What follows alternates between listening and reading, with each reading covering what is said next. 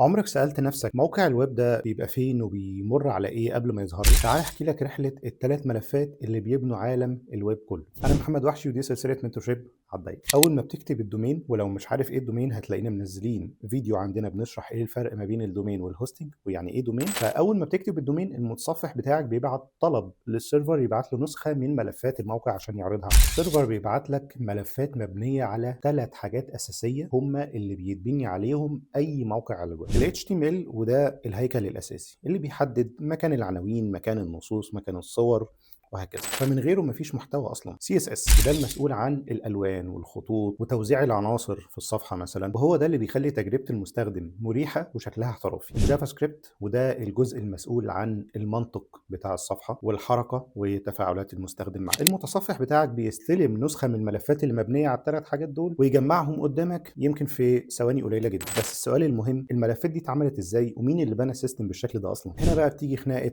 الفرونت اند والباك اند ودور كل واحد في التعامل مع البيانات. ولو عاوز تعرف الفرق ما بينهم استناني الفيديو الجاي.